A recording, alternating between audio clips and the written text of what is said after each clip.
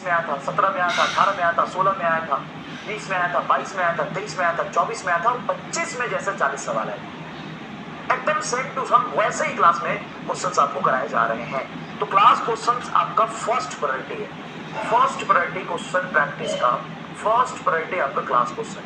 DPP mostly questions आपके लिए होते हैं स्पीड एंड एक्यूरेसी के, तो थोड़ी इजी सवाल है। तो आपको कितना आपने क्लास में पढ़ा है, कितना याद रह रहा है, उसके लिए होता है। ये क्वेश्चन प्रैक्टिस के लिए इतना नहीं होता, ये स्पीड और एक्यूरेसी के लिए होता है कि आपने क्लास में जो पढ़ा है वो चीजें आपको याद है। क्वेश्चन प्रैक्टिस के लिए मॉड्यूल या मिस्टर फिजिक्स आप एक ले सकते हैं। मिस्टर फिजिक्स में एक चैप्टर नहीं 30 चैप्टर के नीट के बहुत सारे रिलेवेंट क्वेश्चंस है, मतलब 6000 क्वेश्चंस का कलेक्शन आप देख सकते हैं। लगभग 6000 क्वेश्चन का कलेक्शन है, जिसमें आपके एक्सरसाइज रीजन, जिसमें आपके हर तरह के क्वेश्चंस का इसमें कॉम्बिनेशन है।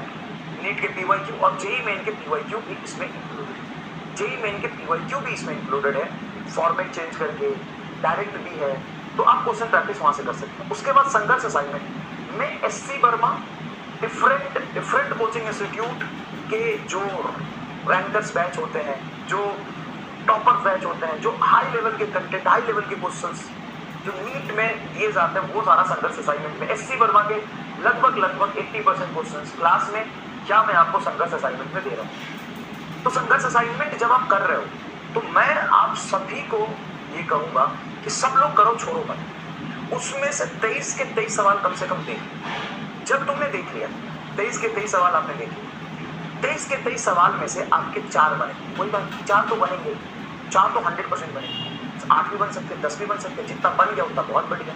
बाकी क्वेश्चन का सॉल्यूशन देखिए और फिर लास्ट में तुम सब कुछ कर ले तो फिर भी 4 क्वेश्चन में डाउट रह जाता है, तो ना करने से तो बेहतर है ना कि तुमने इतना कर लिया। वैसे 4 क्वेश्चन में डाउट रह गया, अगर 3-4 क्वेश्चन में कोशिश करने के बाद भी नहीं है तो चिंता मत करो, तुमने क्लास कर लिया, तुमने क्लास के सारे क्वेश्चन कर लिए, तुमने संघर्ष असाइनमेंट 80-90% कर लिया, बहुत हो गया।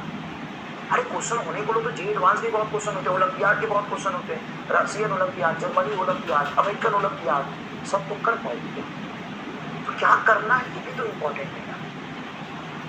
जो तुमसे नहीं हो रिलेवेंट नहीं थे, जब इतना कोशिश करने के बाद भी नहीं, और तुम्हारे लिए तो नहीं थे भाई, तुम फिर भी 40 क्वेश्चन 45-42 क्वेश्चन कर जाते हो भाई।